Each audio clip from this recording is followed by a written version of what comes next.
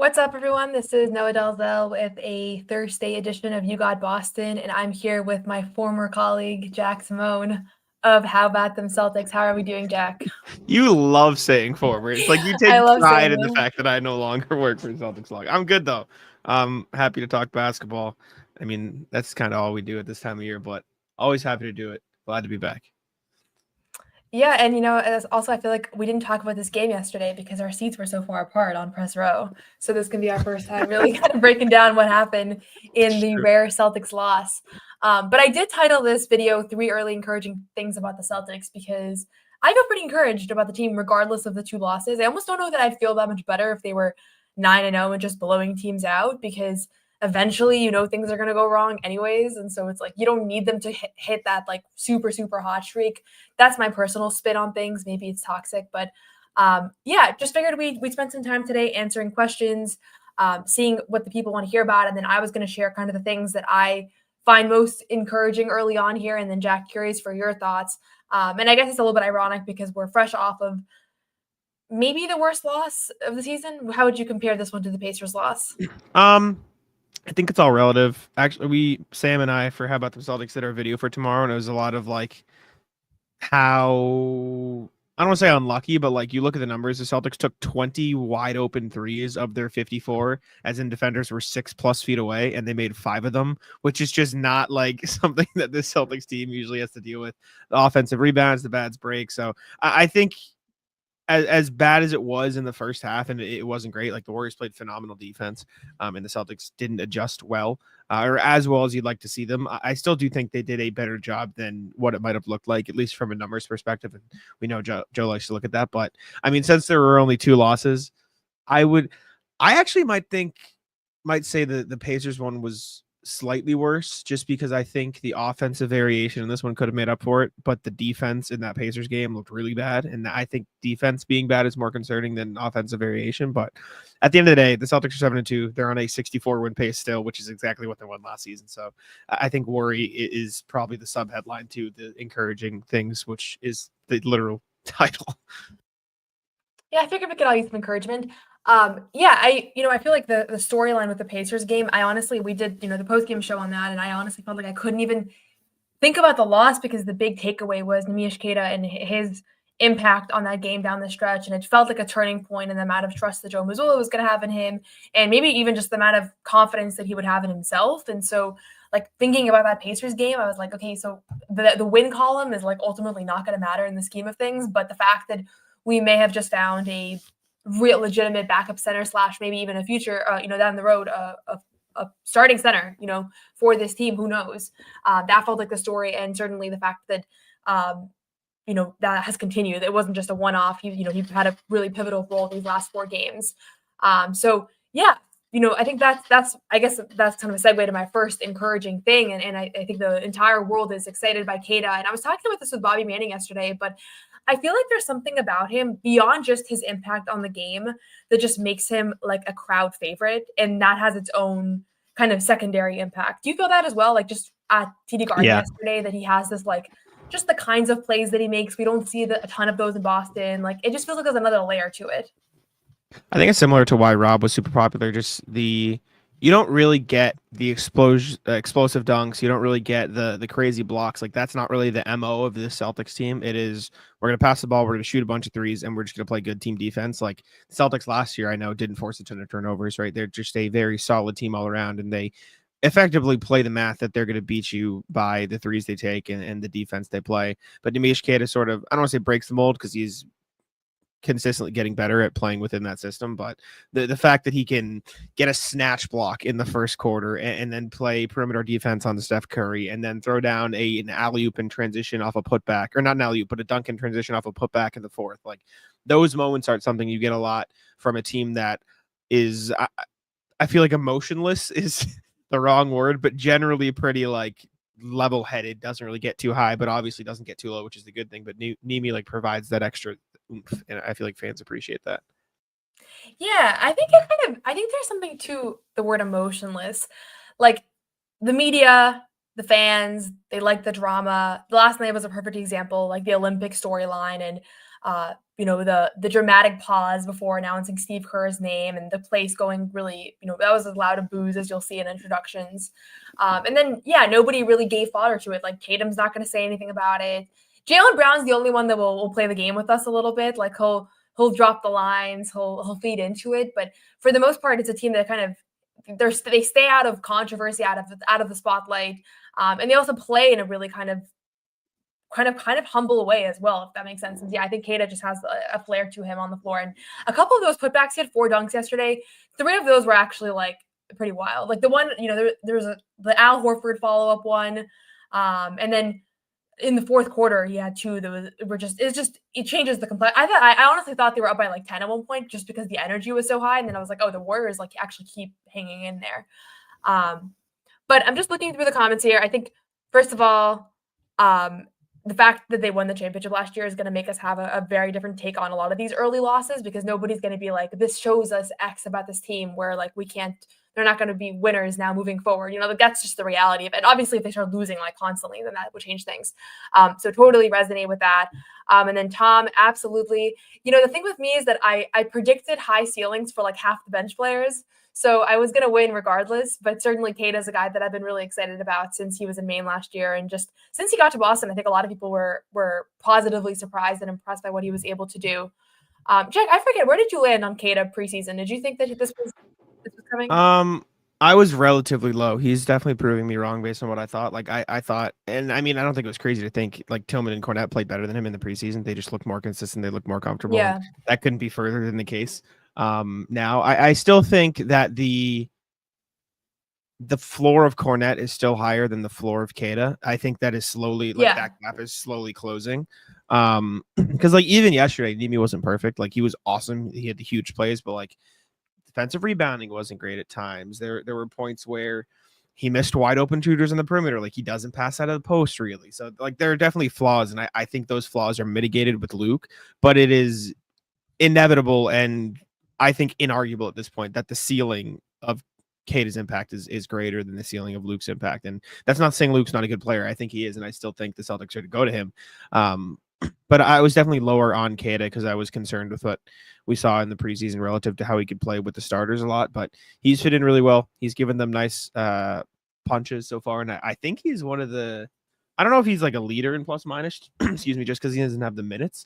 But I bet if you do plus minus per game, he is one of the best on the Celtics for the games he's played. Because even yesterday in previous games, like he will be far and away above some of the starters because he's just playing in those minutes. He is 5th on the team in plus minus per game behind Derek White, Tatum, Brown, Horford. And he's above Pritchard. He's above Drew. He's above Hauser. He's above Cornette. Like he just makes a positive impact. And I think that's, at the end of the day, the only thing that matters. Yeah, in the last few games in particular, you can just see that he's found a certain level of confidence. A couple questions here about the double big, and honestly, we didn't get to this post game yesterday, so I'm glad we can talk about it a little bit now. Because I've been a little bit unclear, like why we're pivoting away from just having Sam Hauser plug in for a missing wing, and instead trying this Nemi Al Horford front court or the Luke Al Horford front court, and it's one of those things that I don't think anybody's outward asked Joe, but I also don't think he would give an answer. So maybe that's why nobody's asked. But what do you think it is that has made them this year kind of move more towards the double big? Because there are things that you can just tell there are more mistakes that are made sometimes with the double big. And so for me, my interpretation is like they're just doing it because they want to get better at it and they want to be able to kind of iron out the wrinkles with it, or maybe it's actually something that they think is going to be more important this season than it was last season. They didn't really do a lot of double big. I mean, in the playoffs, there was really no double big. So yeah, I'm just curious, like from your standpoint, if there's a reason why it seems sometimes like just plug Sam Hauser in and do the thing that you're used to doing. Definitely. My guess, and again, like you, I don't really know, is maybe they just want to get longer looks at some of the bigs, and this is the easiest way to do it while also keeping Hauser and Pritchard in a role that's consistent. Like Nemi didn't start a lot last season, obviously, but he played big minutes early in the season, just like this year. And I would have to look to see, but I bet they went to it a little bit last year too. I'm trying to like pull up lineup stats and see how double bigs has looked, because I don't think it necessarily has been bad. It's definitely been a little awkward at times because Nemi's not the best at knowing when to block a shot or go for a block versus knowing when to stay home. Luke Cornette obviously doesn't have the athleticism to stunt and recover and get back to the paint. And then Tillman is just completely out of the rotation right now. So it's kind of awkward to play double bigs from that perspective. And you'd probably want to see some more Hauser starting lineups. But looking at double bigs so far with Queta, if I'm trying to pull up advanced stats because I feel like the ratings is what's more important here. Queta and Al Horford in 2-man lineups. Let's see. NBA.com. Is that usually do NBA.com? That's how I usually do it. So Queta and Horford so far have a offensive rating of 121.8 and a defensive rating of 103.7, which is pretty good compared to other 2-man lineups on the team. If you look at offensive rating with 2-man lineups, Queta and Horford is up there with, obviously with lineups that include Queta. If you want to filter it by how many minutes have played together for context, Tatum and Derek White have played the most minutes of any duo this season with 223 so far. So if we just do 2-man lineups that have played at least, we can do 50 minutes. You look at offensive ratings and Queta's up there in a bunch of those. Queta and Derek White minutes have been really good offensively and really good defensively. Like Queta, Derek White is up there. Al Horford and Queta isn't awful either. It just seems like they are okay with what it looks like and want a longer look at Queta. I don't really know other than that because, like you said, they didn't do it in the playoffs, and I don't think they'll do it in this playoffs either. But I don't know. Yeah, certainly, and I think a lot of this year is going to be just acknowledging the fact that a lot of things that went really right last playoff run are probably not going to. You can't just count that things are going to be the same. Like they also didn't really play any formidable bigs during that playoff run. Like there was no Giannis, there was no Jokic, there was no Embiid, and so. Like, not that Al wouldn't have been able to hold up because I think defensively he did hold up quite well, but like it was just that wasn't explored in this past playoff run. So who's to say? But I will say I kind of want to ask Joe about a pregame tomorrow. But is there a chance that I'm going to get a good answer there? I feel like I'm just going to get. I think if you phrase it like, I'm curious, like, what have you liked out of double big so far? Like, why are you running that rather than going with Sam, which is something you ran a lot in the playoffs last That's what year? I want to ask. Yeah, I'll give it a shot. I think that's a fair answer. Saying, hey, you didn't really run double bigs in last year's playoffs. We saw it a little last season. Like, why? Like, what do you want to learn from it or anything? Like, I think if you phrase it in a way of like, what do you hope to learn from this? He'll give you something. Yeah. Well, wish me luck. So yeah, and I feel like a lot of people are saying this. A lot of people are saying the Rob Williams comparison. It's inevitable that we're going to go there just because everybody loved Rob Williams. Yeah. There's some some obvious like physical tools that are similar offensively, some similar limitations. I mean, Rob did things like as a help side defender that I don't think we can. I mean, Neemi's not there now. I don't know. Maybe the sky's the limit, but it's a little bit of a reach. But certainly the fact that we're even having those conversations with a guy that came in with a 2-way is one of the early encouraging signs about this season. So I'm going to jump to another thing that I've been encouraged by. But anything, maybe you go first, Jack. Is there anything that stood out to you so far this season? Positive surprises. I would say it's pretty obvious, but what's it called? Peyton Pritchard playing really well. Peyton Pritchard just wasn't even going to be on my list. He's just been great. Also, I remembered vaguely something. Just one final thing on Queta. When he was waived by the Kings, he was waived with Nerlens Noel, and I like found it in our Google Doc sheet from like last September when Sam and I were recording, and he said people on Twitter saying Celtics should get Nerlens Noel since Blake Griffin's leaving, and I wrote no, I like Neemi better. So there you go. Okay, I remember that in my docs, but no, Pritchard's been a monster. Like he was on pace. I remember writing it and tweeting it out a few games ago. Like at one point, I think he's probably slightly fallen off, but he was on pace for like 324 threes this season, which Stephen Curry has done 5 times. James Harden has done once, and no other player ever has hit that mark. Like he is. It was a crazy hot start. Yeah, he's been on another world from behind the arc, and the record for threes in a season off the bench is 218, which was Wayne Ellington in like 2017. And Pritchard so far this season through 9 games has made 35 already. So quick maths just to see the pace. If he continues on this pace, he will make 319 threes, which would beat the record by 100, and only 3 people have ever made 300 in a season. Again, he would have to play all 82 games, a lot of context. He would have to continue at this hot streak. It's probably not going to happen. That said, 218 off the bench is a very, very attainable goal for Pritchard. And the fact that he is this hot and being trusted this much by Joe Mazzulla, I think is a really good sign. Yeah, I mean, 16 points a game. Like, no matter how you want to look at it, that's big time. That's not, especially on a team where we know, like, there are a lot of scorers on this team. It's not like he's the number one option right now by any means. He's Certainly, taking the ninth most threes per game in the NBA. Period. No Not like way. off the bench, not any like the ninth most threes. The only players who are taking That's more threes per wild. game than Peyton Pritchard this year: LaMelo, Tatum, Ant, Maxey, Luka, Dame, Derek White, Jalen Green. He's taking more per game than Trae Young, more than Stephen Curry, more than Jordan Poole, more than Klay Thompson. And then if you look at totals, I assume the number might be similar. He's taken the fourth most total threes in the NBA this season, behind Tatum, LaMelo, and Derek White. So. Hey, I'm here for it because he's been making them. What is he at? He's at 41%. And I just think that the fact that now teams have to stress about him, like for a while there, he hadn't really commanded like the attention of opposing teams' defenses. And so he was burning them. But I felt like even yesterday, he didn't have the best game yesterday. He struggled a little bit with the shot. I think he finished 3 of 11 from 3.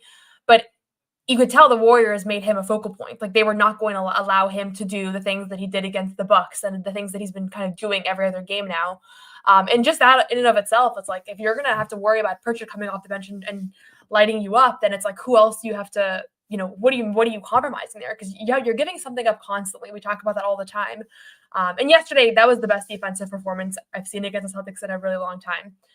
So yes. I love it. I love it so much that I'm almost like I'm letting other people do the talking on Pritchard now because I feel like I was doing it so prematurely that when I talk about him, people just don't even take me for my word anymore. But I don't know if you saw it. Drew Holiday did an interview today, and he said that Pritchard is the hardest player on the team to defend, and that they do a drill in practice. Wow.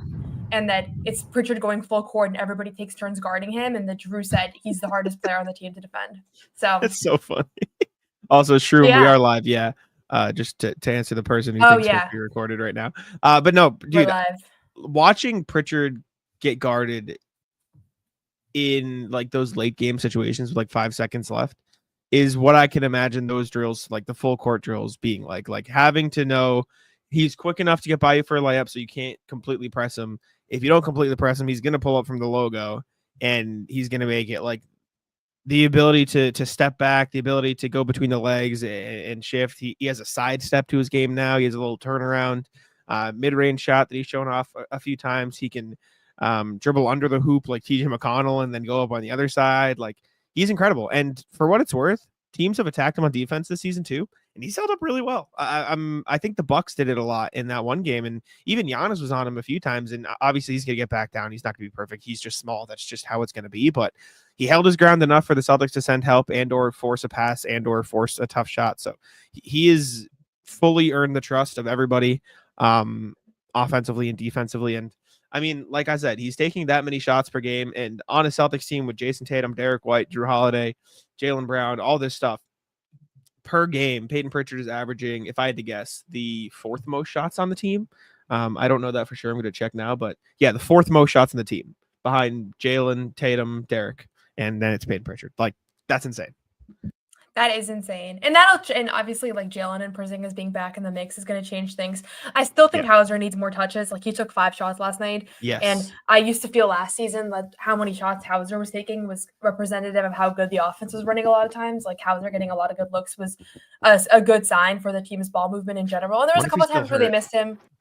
Yeah, I think that's part of it. Like, I don't know. I didn't have as good an angle yesterday, but when I was in Charlotte, where we were sitting was kind of right behind the bench, and he was constantly like he had the hot pack on his back. He was running around. He was stretching constantly. Like there was a lot going on. It was not just a normal day sitting on the bench and coming back in. And so he's dealing with this lower back thing. And I don't know if that's going to be a long-term thing or not. I don't know if it's going to keep him out of games. He hasn't been on the injury report these last few games, so that's certainly a good sign.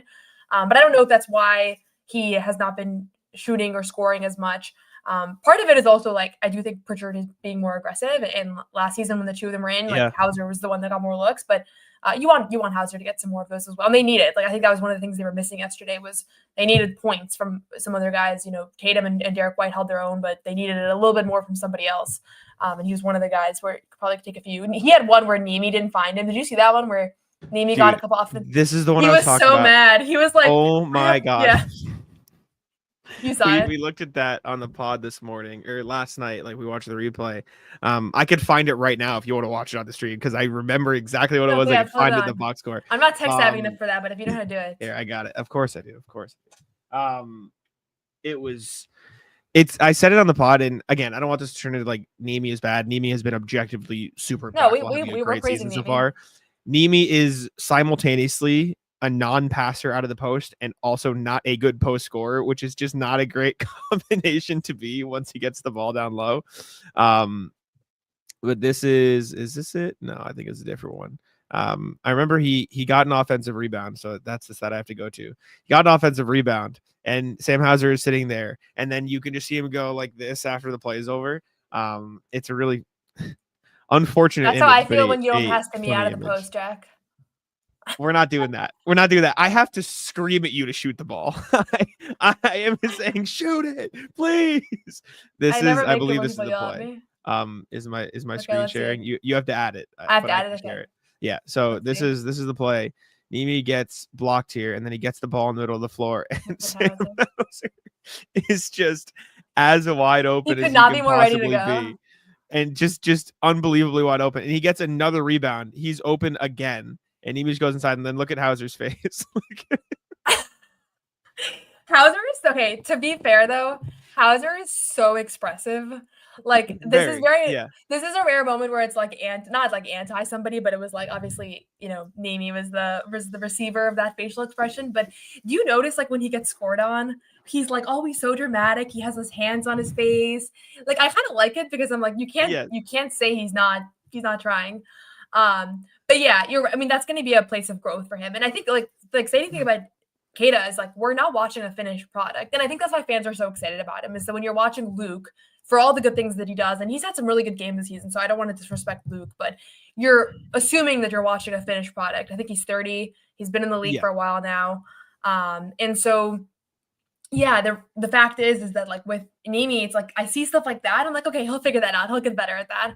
And we'll see. Maybe he won't. Like, not everything's going to be perfect in his game ever. But I do feel like I do feel excited about that as the next step for him.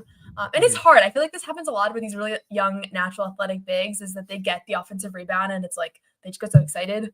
And it is kind of a tough pass. Like you have to, it wasn't like he was right in front of him. He had to turn a little bit and be aware. But yeah, it was a funny play.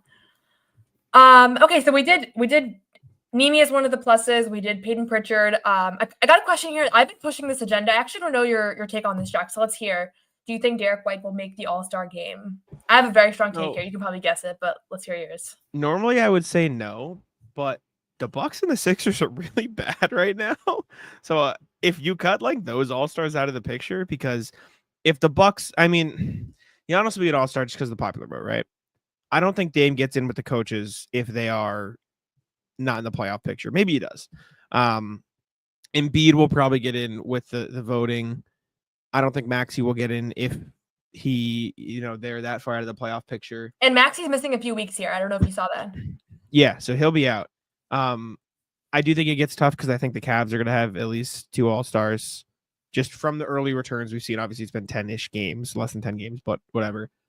That said, averaging right now 25-4 on one of the only 2 above 500 teams in the East. Right now, if the ballots were cast, yes, I think he'd be an All-Star. Yeah, I think so too. I mean, I think I actually would be shocked if he wasn't an All-Star, and simply because of the phenomenon that we see of people like retroactively giving people awards like after the fact. And I feel like Celtics are going to be fresh off a championship, and they're going to Derek White I feel like is very highly regarded by everybody, by the fans, by players. I saw an overtime video the other day when I was scrolling through TikTok that was like them asking high school prospects, who do you want to be in the NBA, or like which 2 players are better? And they were literally picking Derek White over everybody, like it's great. over like All-Star. Yeah. Mm-hmm. And so there's a general understanding in the world now across all cylinders that he's a great player and he's a 2-way player and his numbers are adding up to it. And he just like casually had 26 last night. That wasn't even a big story because we've kind of come to see that from him pretty often. And so I think it'll be him, Tatum, and Brown. And who knows? I mean, maybe Brown misses more time here. Obviously, I hope that's not the case, but a lot of injuries right now. So I think he'll get in. Obviously, it's super early. How many games is it until All-Star voting? Probably like 40? A lot. Yeah, We still 40, got a ways to almost go. 50, almost 50, because It's it's more like than half. the Yeah. pseudo halfway. Yeah. Also, him, Peyton Pritchard, and Jayson Tatum are combining to shoot over 33s a night together. Just the three of them. That is Just three of them. crazy. It's 11.4 for Tatum, 9.6 for Derek, 9.4 for Peyton. Yeah. And I do agree, This is- Tom. I do think it's hard to get 3 All-Stars, but Yeah. if there is going to be a time, I think it's going to be for a team that just won a championship and did so in a really kind of like egalitarian fashion. Like this is kind of the prototype of a team that would have multiple All-Stars. Yeah. And even I if you can't do believe it the like, Hawks. Do you remember the Hawks team that had like 5 All-Stars? That was Yeah. so weird. whole starting lineup, or almost, I think it yeah, was they the whole think they starting did have lineup. 5. Yeah, it was crazy. It's Yeah. insane. Like, even if you look at the standings, I don't know if I can share my screen or you have to approve it again, but like you look at these standings, right? Cavs are probably gonna get 2. Mitchell and Garland probably, unless they just give it to Mitchell, which I think they should get 2. Celtics are probably gonna have at least 2, so that's only 4 right there. I don't think the Nets will get an All-Star unless they maintain this level of top whatever in the East. Pacers will probably get at least 1, so that'll be 5. I think Jalen Brunson will be the only all-star in New York. Maybe Trae Young, that's 7. And then past that, it's a free-for-all because the Bucks and the Sixers are bad. The Hornets, maybe LaMelo gets in if you want to count him. Paolo's hurt, so I don't know if he'll meet the limit. Embiid's hurt. I don't know if he'll meet the limit. Jimmy's been bad, relatively speaking, in terms of numbers. Like, he's been pretty mediocre. There's a lot of flexibility. That's at least 3 or 4 spots who are going to be wide open. And Celtics sitting there right at the top, I think it's very, very easy to picture them getting 3. Yeah, no, we'll see. We'll see. I mean, he's gonna have to keep it up. It's obviously hard to have. And also, did you see he's going on the Young Man of the 3, which is I think he's Reddick's old hosting. podcast? Yeah, and helping he host. so far both times he went on 3-week shooting slump. So Oh no, I don't want him to jinx his All-Star. but he's hosting. Not this is the new podcast, Young Man in the 3 now. No, this is a new one. We'll see. Let's take a quick moment to just hear from our friends over at Game Time, and then we'll come back to do some more questions here. There's few things I prefer doing than attending an NBA game or sporting event live, and you can purchase tickets to Celtics games or any other sporting event, concert, or show with Game Time. Game Time has a new feature called Game Time Picks that makes getting tickets to see your favorite teams play live even easier. It filters out all the fluff to show you only incredible deals on great seats. You don't have to waste time searching through thousands of tickets. With Game Time, you can actually see the view of the court or stage from the seat that you choose to purchase, and you can buy tickets with just one click. There are lots of cool features. There's a lowest price guarantee, or Game Time will credit you 110% of the difference. Curation makes it easier to save more on sports, concerts, comedy, or theater. You can take the guesswork out of buying tickets with Game Time Picks. Download the Game Time app, create an account, and use code CLNS for $20 off your first purchase. Terms apply. Again, create an account and redeem code CLNS for $20 off. Download Game Time today. What time is it? Game Time. Awesome. Yeah, and I'm seeing here people are resonating with our All-Star take. I would take D-Way too. And honestly, like, defense is never going to be valued enough when it comes to All-Star. It's just, it never has, it never will. Otherwise, we'd see guys that don't score a lot that are just elite defenders constantly be in the conversation, and that is never the case. Rudy is the exception. Rudy and Draymond are the literal only ones I can think of off the top of my head. How many All-Stars does Rudy Gobert have? I think 3 or 4. I can double check though. It's so great now that I left my original computer on the plane. This computer is so fast I can look stuff up while I'm on here. 3. He is 3. He has more defensive player of the years than he does All-Stars. Which is an interesting stat. And Draymond, that is actually nuts. Draymond has 4 All-Stars. So that is actually wild. Okay, question here from Adam Smith about Tatum's text, because I actually thought that yesterday that he got a soft tech, and then I was scrolling through Twitter and I saw that you had tweeted that it was like a long time coming. And so I think it was you at least. So I'm curious, what did you see out of him yesterday? I usually can't even see that well to be able to see if someone's arguing. All I saw, he did this to the refs like 3-4 times. And if you do it enough, you're just going to get a tech for doing that. Like, if you complain, if you scream, if you emote enough and then hit him with basically screw you with like the wave off, you're going to get one. He was complaining. He always complains. It is what it is. Like, I think you got to come to accept that that's what Tatum does. For what it's worth, I do think he still doesn't get an amazing whistle. I also think it's partly his fault for I don't think he shies away from contact, but the way he like contorts himself around the rim to try to finish doesn't embrace it as much as a guy like Giannis or LeBron or stuff like that. But I just saw him waving off the ref a few more times than he probably should have. Yeah, I feel like the kinds of texts that he gets are like in the lower category of like Definitely. they're a little soft, but he does do the verbatim thing that gets a text. So I get why fans feel that way, but he really does check the box of like the wave off or like complaining when they told you not to complain anymore. But it's just never anything that egregious. So it's always funny when he's at the end of the year, he's at the top of the list of like tech receivers. You remember Porzingis when he first got to Boston last year? He was like constantly getting technical A fouls. machine. He was It was like the fun. first like 2 weeks of the season, he had like 8. Yeah, and he was like, "I'm just so excited to be here." So I'm sure he'll get back in the swing of things. It is kind of wild. I mean, we've been seeing him warm up regularly for these games. It's been funny to see just how he looks like he's moving well. He looks like he's been moving well for a long time now. I think he's going to be back sooner than we expect, honestly. Like, I feel like we've all kind of moved on from him as a storyline because we knew he was going to be out for a long time now. And I think all of a sudden it's going to be like Porzingis is about to come back and people are going to remember like what a dynamic he adds to this team. On the flip side, Jaylen Brown misses 4 consecutive games tomorrow with that hip strain. Our good friend Cam tried his very best yesterday to get answers out of Joe pregame from Jaylen. I saw that clip went pretty viral of the back and forth. But Kristaps retweeted it. I saw that. Yeah, that's what made me think about it, actually. But nothing from Joe. Joe's never going to say anything on injuries. He's famously said that there was zero concern about Porzingis' leg when it was that injury that he's now still out for. That was in June. So I've just learned, usually he's not the guy. I mean, he's a coach, right? He's not the medical staff. So I get it. I feel like they should give us like a press conference with one medical person per month where we can just ask them questions. Yeah, especially with the big injuries like KP. Yeah. And then question here on the Celtics being sold. I haven't heard anything new. Do you have anything new on that front, Jack? Not really. Just the Globe article that came out like weeks ago that said like it's going to start soon. It's going to ramp up. I think right now it's probably in the process of they're reaching out to people they thought might be interested. People who are interested are submitting bids, stuff like that. So I just think it's a quiet period, and we're probably not going to hear anything. Like if the Celtics and the people involved were going to keep anything under wraps, this would be what they keep under wraps this time period. So I just think it's ongoing at the moment. Yeah, I think so too. And obviously, like, I think everybody's hoping for Steve Pagliuca to somehow still be involved moving forward. Like, you want to see as much continuity as possible for this future of the franchise. You don't want to see a completely new ownership group. So, yeah, we'll see. We'll see what happens there. We'll be sure to report if we hear anything. It's funny because that New York Post report, I feel like, is the one that has been the biggest storyline, but that came out of not anybody from Celtics media. So I feel like maybe the next thing is also going to come out of some New York Post or something kind of random outside of our orbit. So we'll see. Certainly it's something that matters in the long term. We've talked a lot about the generosity of this team, or like how much they've been willing to spend, and ownership retained everybody. And so it's ironic that that's not going to be who pays for this team. But I think as long as they keep winning, it's going to show that the payroll's worth it, at least in the short term.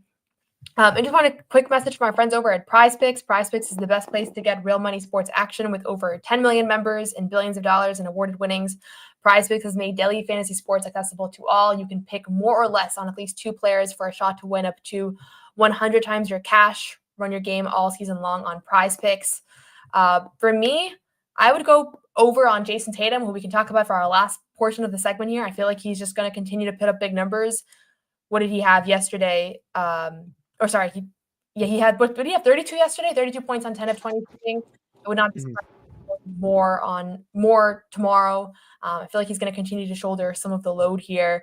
So you can sign up today, get $50 instantly when you play $5. You don't even need to win to receive the $50 bonus. It's guaranteed. And PrizePicks also offers all sorts of weekly promotions. So download the app and use code CLNS to get $50 instantly after you play your first $5 lineup. So it's download the app today and use code CLNS to get $50 instantly after you play your first $5 lineup. PrizePicks, run your game. Okay, we got one more new question here. How will Brizzy get his ring? Svi gets his ring in March when the Jazz play the Celtics. I don't know. Do you know? I assume they're just going to give it to him away from the public eye. Like, yeah, I think it'll just be a little handoff. Charles Lee got it last weekend. Charles Lee got it in Charlotte the day before their first game of the back-to-back. So Brissett's probably going to have something like that. It was a little bit of a bummer. Probably do a video. He'll probably do a video on it. For sure. I would guess, but I don't know. Okay. Well, I could ask around because I do recognize this question was asked previously in this chat, and I think I said I would ask last time. So we'll see what we can gather on that. If nothing else, O'Shea Brissett's still doing the vlogs, so you could always leave a comment on his YouTube as well and ask him because he's pretty interactive over there. But I thought it would have been cool if he could have been in ring night just because like he could have been, but I understand how that would have been a little bit of a weird situation. So we'll see. Last thing I want to talk about is just Jayson Tatum. I think overall he's had a really good start to the season. Some really good shooting games opening night versus Atlanta. He was on one. Last night he was efficient from threes in particular. What has been your just general take on him this season through 9 games here? Do you feel like he's where you expect him to be, better, worse? Where's kind of the biggest area you'd like to see him improve, or just where he's at? I mean, I think he's been really good. I think he is playing a similar level to what he has in the past. I think he is taking more threes for sure.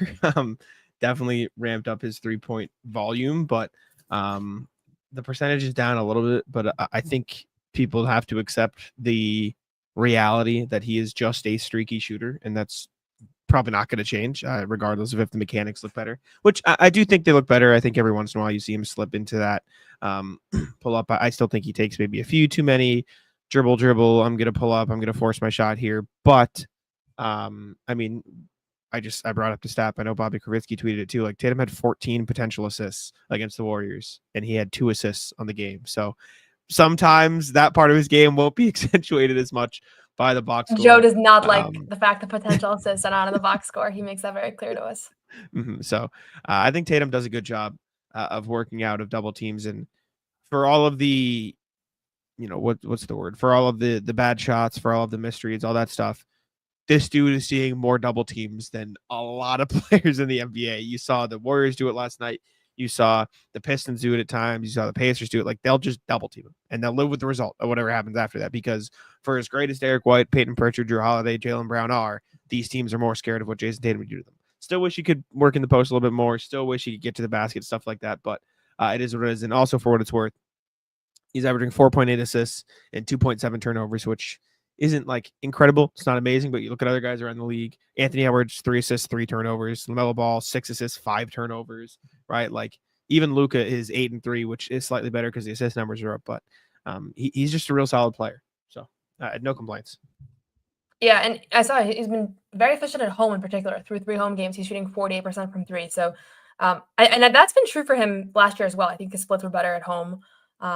He loves blowing the kiss. He loves the Garden crowd. I do want to highlight Ben here has a comment about how he threw some weird passes last night. The one thing I'll say about potential assists is that sometimes I feel like, when Joe's talking about like, okay, I wish there were potential assists, like sometimes your pass is part of why the shot didn't go in, Definitely. And so for sure. Yeah, and we used to joke about like, like sometimes I would see Sam Hauser, practicing the drill where he's getting really bad passes, and I'd be like, these kind of look like the passes that like Jaylen Brown is throwing him when he's like really trapped driving to the basket and things. And so like the actual accuracy of the pass, he sometimes plays a big part in things. And he also has had some ones where he's just finding Jordan Walsh like perfectly, and Jordan just hasn't hit or whatever else it is.